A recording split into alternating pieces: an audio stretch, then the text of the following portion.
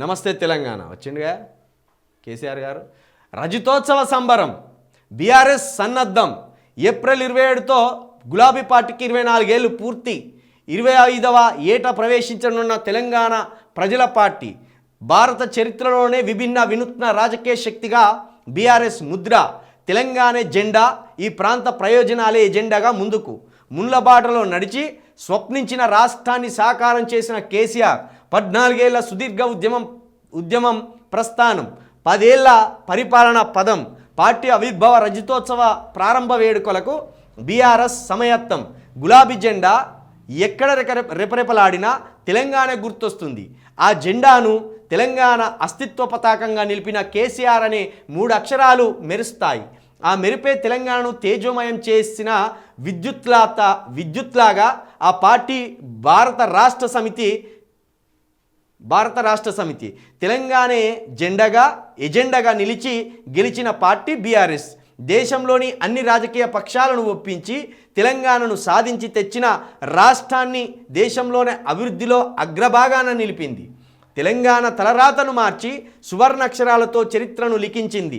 జలదృశ్యం నుంచి ప్రస్థానం మొదలుపెట్టిన పార్టీ ఏప్రిల్ 27తో 25వ వడిలోకి అడుగు పెడుతున్నది. పార్టీ రజతోత్సవ ఆవిర్భావ సంబరాన్ని ఘనంగా నిర్వహించేందుకు బీఆర్ఎస్ సమాయత్తమవుతున్నది. మొత్తానికి 24 సంవత్సరాలు పూర్తి చేసుకొని 25వ సంవత్సరంలోకి బీఆర్ఎస్ పార్టీ అడుగుపెట్టబోతున్న సందర్భంగా భారీ బహిరంగ సభను నిర్వహించేందుకు గులాబీ సేన సిద్ధమవుతున్నది. గులాబీ పార్టీ అధినేత కూడా సిద్ధమవుతున్నట్టు ఇక్కడ మనకు తెలుస్తున్నది. నిజానికి తెలంగాణ రాష్ట్ర స్వప్నం సాకారం చేయడానికే ఈ పార్టీ ఏర్పడ్డది.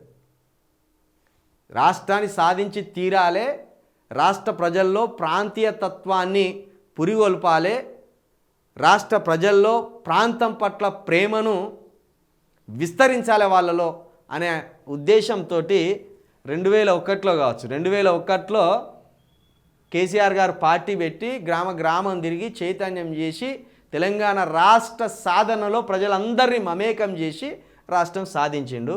అయితే ఈ సాధించిన తర్వాత అభివృద్ధి కూడా సాధించింది కాబట్టి, కానీ ఈ పార్టీ మాది అని పేదలు అనుకునే లోపు ఈ పార్టీ మీది కాదు మాది అని ఆ పార్టీలోని కొంతమంది వ్యవహార శైలి వల్ల ఇప్పుడు ఆ పార్టీ మనది కాదేమో అనుకునే కాడికి వచ్చింది. కాబట్టి మళ్ళీ ఈ పార్టీ తెలంగాణ పార్టీది అనే భావనను ఈ బీఆర్ఎస్ వర్గాలు కలిగించాలి.